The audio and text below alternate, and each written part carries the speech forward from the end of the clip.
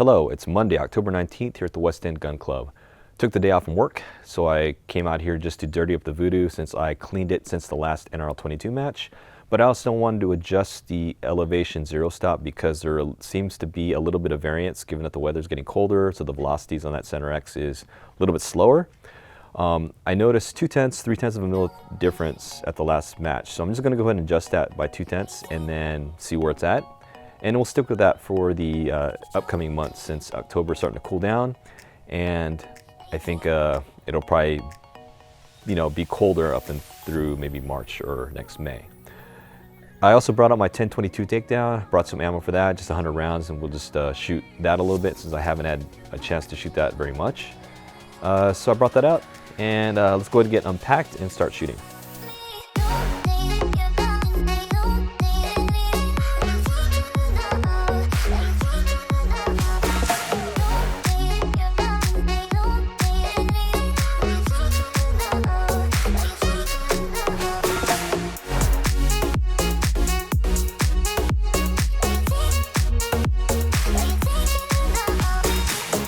I didn't really pack heavy today. I didn't bring any of my steel targets. I just brought a target stand with a paper target. But what I did forget is my tripod. So I'm gonna just trying to figure out how I'm going to place the cameras here for this vlog. So it's these little things that kind of make my range session a little bit more complicated because I've been, if you follow my series of videos for these past few years, I've been, that's part of my range session is I always have a camera with me. I think once or twice I didn't vlog because I was with my dad or with someone else, and I didn't want to vlog the session. It was more about just spending time with someone else at the range rather than me trying to document various things. But anyway, it's just these weird things that, these nuances with my range visits that I have to bring camera equipment and a tripod, and sometimes I forget things. So anyway, aside from that, should have everything I need. I did get a new microphone since the last 2 vlogs ago because I broke the lavalier mic that I use with my field recorder. So I have this, it's a Rode Microphones Smart Lav. It's actually meant for smartphones, but then you can adapt it with an adapter because smartphones have like three, I can't remember the actual technical term, but they have like 3 rings on a 3.5mm jack for phones, whereas regular 3.5mm only has like two rings or whatever. But anyway, it's I use this Smart Lav on my field recorder so that I can just have decent audio when I'm speaking, no matter where the camera is placed.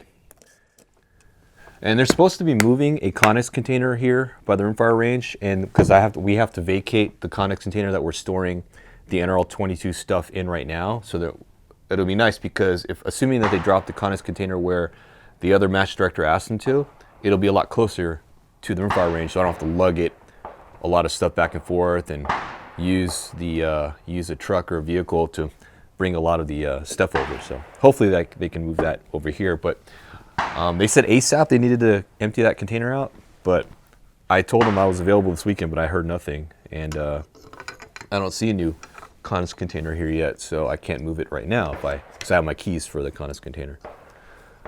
But look, I guess I'll be down here at the range sometime in the very near future to get some equipment moved over from one container to another.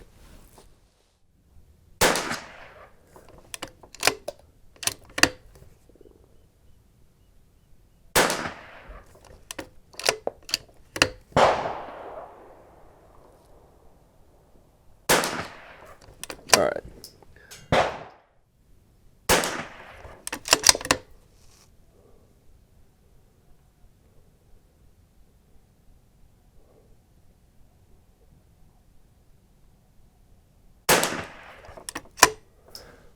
Yeah, we'll go ahead and move 1/10 of a mil left for the windage zero, no wind zero. I think it's worth loosening the search for this. There's a topic of discussion I wanted to bring up while I was here at the range, and that's the issue of ammo supply shortages and the issue of ammo hoarding. So everyone knows that ammo is kind of hard to get right now. 9mm, 223, 22 LR, and a lot more of the common cartridges. ever since pandemic happened, in combination with the elections coming up, there's people just buying more and more guns, more and more ammo. And that high demand, that spike in demand has just, you know, everyone trying to buy ammo at the same time and buy lots of ammo at the same time, it's causing this problem of supply chain issues and supply shortages. And a lot of people are complaining, oh, well, it's a lot of people who buy stuff and don't shoot it, right? And that's what's causing this whole supply, you know, the supply shortages. And that's partly true. But I mean, it's partly true because if they're doing it now, if they're trying to buy lots of ammo and just sit on it, yes, that contributes to it because they're part of the increased demand at, you know, the spike in demand at this time. So, I mean, I'll admit that I have lots of ammo on hand, but I never bought any ammo in 2020. I haven't bought any, even LR. I haven't bought 22 LR in 2020. Everything was bought 2019 and prior. And I have lots of ammo on hand, lots of 9mm and 223 because I don't reload 9mm and 223 anymore, at least for like just practical shooting for like steel in close range. I don't bother to hand load that, right? My time is worth more than the cost of the ammo, right? I don't need to reload to save money. I buy ammo to save time. So I have lots of 9mm, lots of 223 on hand. And the thing is, am I a hoarder? I mean, I guess, but I buy enough ammo that will last me at least a few years worth of shooting, right? Based on my range habits. And so when people get into times like this, I think it's kind of, you know, I don't want to say it's, you know, it's their fault, but they contributed to their own shortage, right? And their own inability to go to the range and shoot. If you're just buying ammo for defensive purposes, then just buy your ammo and be happy, right? Now, if you're the competition shooter, you're a rec shooter and you go to the range often, then yes, these times right now, you should be kind of planning your ammo supply based on the fact that ammo could go into short supply for some time. So I anticipate we'll be in this whole shortage, this kind of trend for at least another 24 months, I would say so. 18 months, that would be very nice if we were over in 18 months and the supply died. But I anticipate we'll be extending into 2 years, if not 2.5 years or 3 years in terms of this shortage. So that being said, the next time supplies are good, like the supply, you know, demand has got dropped and supply is great, you should probably take into account that, hey, this is eventually going to happen again. My GoPro just died, the battery. But you should be planning for this ahead of time and say, okay, I should probably keep enough on hand to last me 3 years in terms of my your shooting habits, right? 3 years worth of shooting, just buy that kind of ammo and just keep it on hand. So that when it starts to spike in demand again and supplies are starting to dwindle and the supply chain is starting to suffer, that you can still acquire someone you can, and you know, but you still shoot more than you're acquiring. So at least you can do that for another 2 or 3 years, and then when supplies are great again, then you can replenish your supplies at a decent price. So is ammo hoarding a problem? Yes and no. Ammo hoarding is a problem when supply is bad. When supplies are great, ammo hoarding is not an issue because there's plenty of supplies, so why not just buy a bunch of ammo to keep on hand to last you 3 or 4 years? But now, yes, I understand it's a problem. So I don't think you should just say, oh, ammo hoarding is a problem, right? Ammo hoarding is only a problem when you can't buy ammo. Ammo hoarding is not a problem when there's plenty of supply. So I think it's just kind of a misconstrued complaint. But it is a complaint nonetheless that, hey, you just have to live with it. Try to tide yourself over in these times when supply is bad, and hopefully you can get out and shoot when you can. Hopefully you can get some ammo so you can go still do some rec shooting or competition shooting. But at the same time, if you're an ammo hoarder or a person who stockpiled prior to this whole issue or these whole supply chain problems, I don't think you should be afraid to go shoot. I know a lot of people are afraid to shoot their ammo because they're afraid they're going to run out. I just think you shouldn't let that factor in. Obviously, you want to keep enough supply on hand so that you have enough defensive ammo, but I don't think you should let supply chain problems affect your desire to go shoot some matches or your desire to go out with some friends and get some recreational shooting in. Anyway, I'm going to go ahead and start finish up some rounds because I know there's the RO wants to go up onto the hillside there and do a little maintenance work after I'm done. So let me knock this out and then we'll get out of here.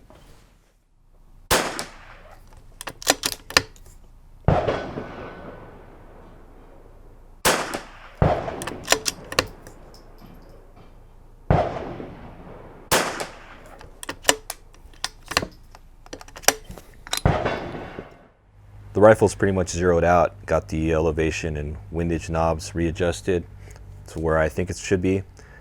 It's ready for the NRL 22X match that's taking place this upcoming Saturday, which is in Ridgecrest. I'm still 75-25% going versus not going. The reason being is because it's a long drive. I know a lot of people are actually going to get a hotel room and sleep there the night prior and just go to the match after that and the following morning. But for me, it's 2.5 hour drive, right? It's far enough where you kind of dread the drive that early in the morning, but it's close enough where, like, man, I don't want to waste half a day going out there in an evening, going out there and getting a hotel room and then, you know, sleeping there and then waking up the next day, go to the match and head home. So it's kind of that weird state where it's far but not far.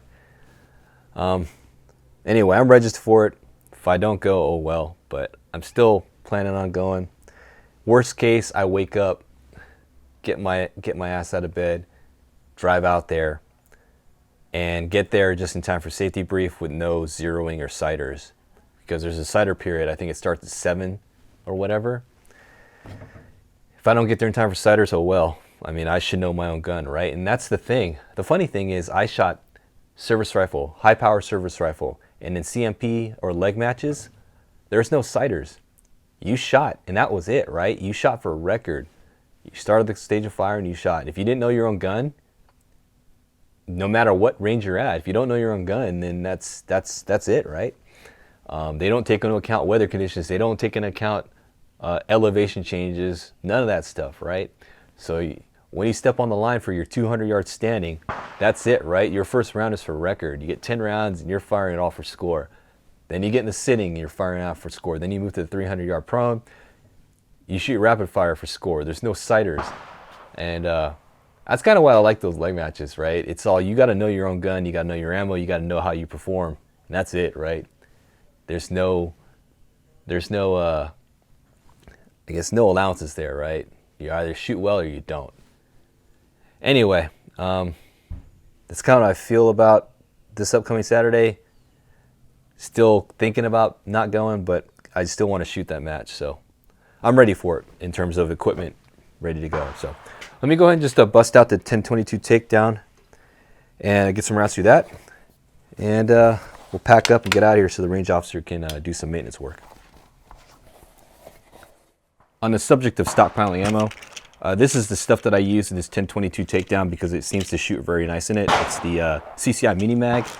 I bought quite a few of this stuff, quite a few boxes. Their box is 100. I think I have maybe 3,000 rounds of this stuff. And again, I don't shoot it, but it's not like this stuff was readily available, you know, the past few years. And it wasn't even that expensive. I think you can get 500 rounds for $30, $25. I think I saw it in stock recently, and I think for 500 rounds, they wanted $100, which is insane for Mini Mag. But anyway, I mean, this is just stuff that I keep on hand for this gun. I didn't pay much for it at the time, and I'm able to shoot this gun because I took the opportunity to buy ammo when it was readily available. So I don't know, just wanted to make that known. But we're gonna go and run some Mini Mags through this. It's got a copper plating on these things, and these things shoot kind of, I don't want to say, yeah, they're kind of hot. They're high my for some reason my 1022 Takedown does not shoot. It does not shoot the same speeds as other guns. I don't know. It seems really slow. If you read my review, and I'll post not my review, but rather my project articles on this gun, and I'll post links to those. This gun shoots like match ammo very slow. I think like SK standard, which shoots around 1050, 1080, was shooting under 1,000 feet per second, like 980. So yeah, this gun shoots, for some reason, the barrel is just very slow. And so I need high velocity ammo just to shoot to some decent speeds out of the 60-inch barrel.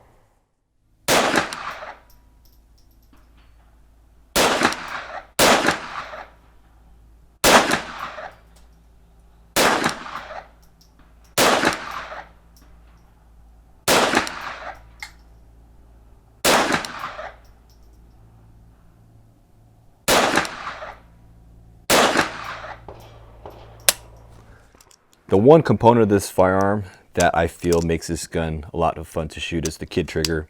Kid triggers, they're a shade under 300 bucks, so they're just as expensive as a complete 1022 rifle from the factory. But having a great trigger really affects your perception of a gun. I mean, obviously accuracy is the number one thing for a gun. I mean, it's just shoot where you point it.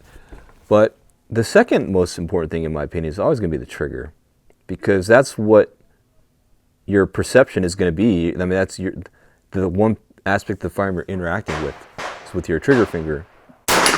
And if the trigger doesn't break well, I mean, it just, your immediate perception of the gun is, man, that thing just, it sucks, right? The trigger is not good.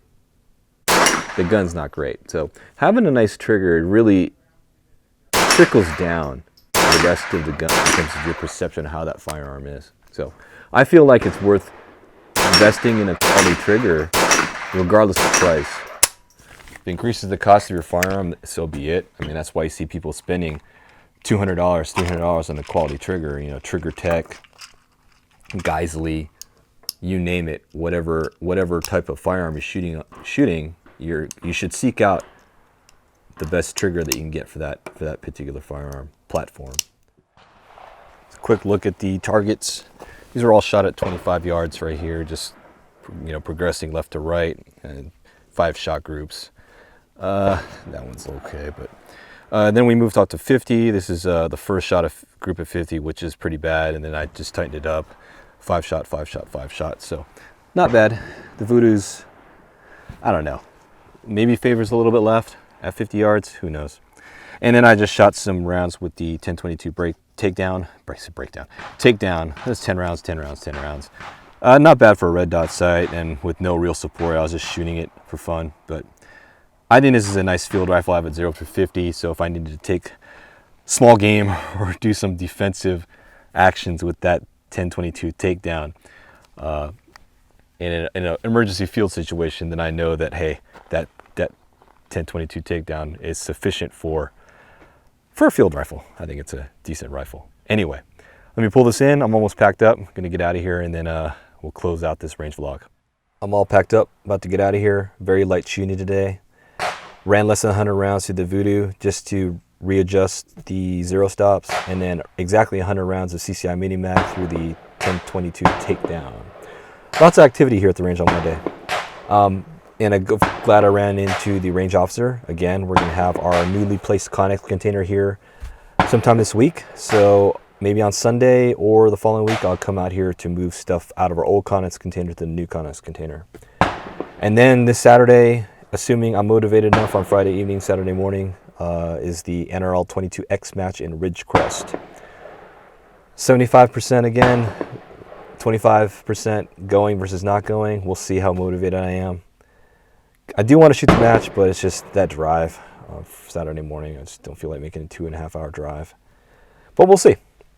But that's kind of it for today. Gonna go run some errands and then grab some lunch. It's kind of close to lunchtime.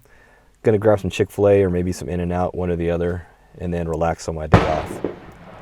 But anyway, thanks for watching this vlog, and hopefully I'll see you soon in the next one.